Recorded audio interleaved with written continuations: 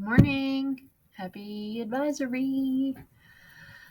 We are going to talk about, or I guess I'm going to talk about, and you're going to listen because I guess this is how this has been going, right?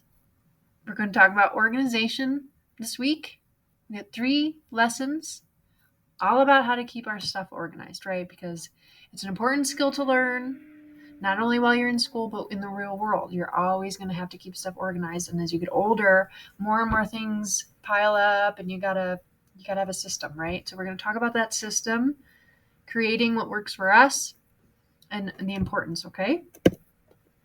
So here's Eric, right? He went to one of the worst schools in the state of Tennessee, and no one in his family had ever gone to college, and his family lived in extreme poverty. So one day, his great aunt asked him what he wanted most in the world. And he said he did not want to be poor anymore. And when he asked how he was going to get out of poverty, he's like, I'm going to get good grades and I'm going to go to college. Okay. And that day, he went through his room and there's all these papers everywhere. And he like picked it up and he like organized everything because that was his first step, right? He needed to get organized first and foremost. So he found all of his assignments and he started getting to work. So then he later became the first person in his family to go to college. So, with this lesson, we're going to learn about how to organize ourselves, right? So, we're going to, after this lesson, these series of lessons, you're going to learn how to organize yourself. You talk about the tools you could use and how to be calm and efficient, right? So, being messy and having things all over the place adds to our anxiety, right? If we don't know where anything is, we're spending all this time looking for things that adds stress to our lives. So it's going to help us become more calm and efficient throughout the day. So here's a scenario. Jay spent 3 hours on her math homework, but could not find it in her locker.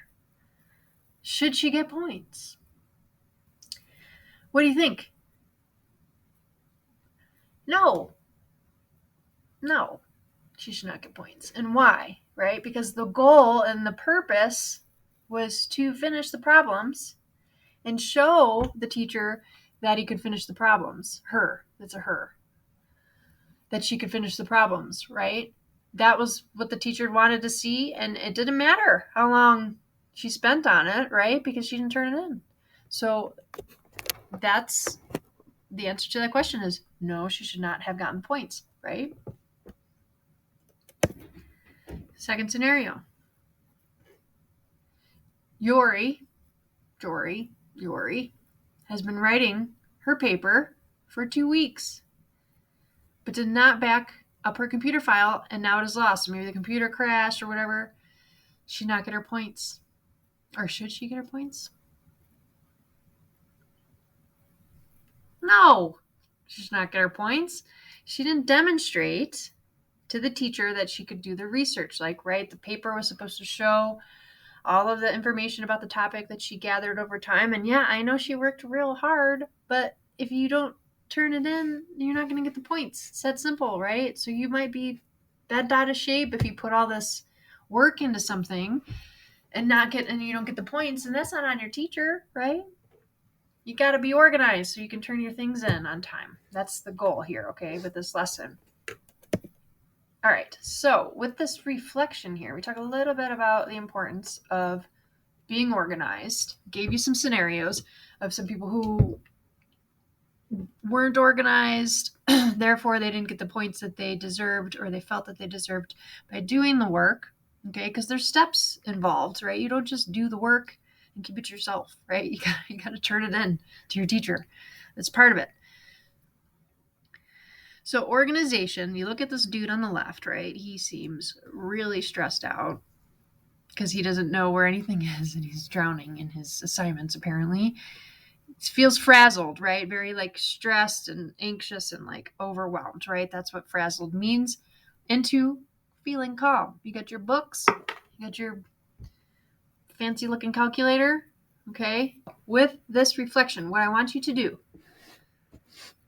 think about, you could jot this down in your journal or you could talk about this as a group, and I would prompt the teacher to maybe share your experience because that's important, right? We all have issues with organization at certain times in our life. maybe giving your own tips about what that looks like for you would be helpful. On a scale from 1 to 10, how organized are you?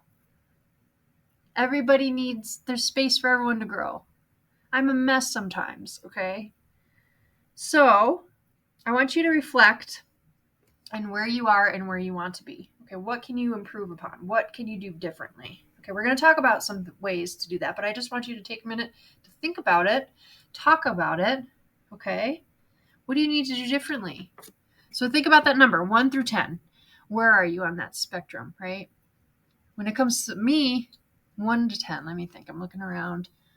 Organized. I'm not that organized, I'm going to be honest. I would say I'm probably more of a 6.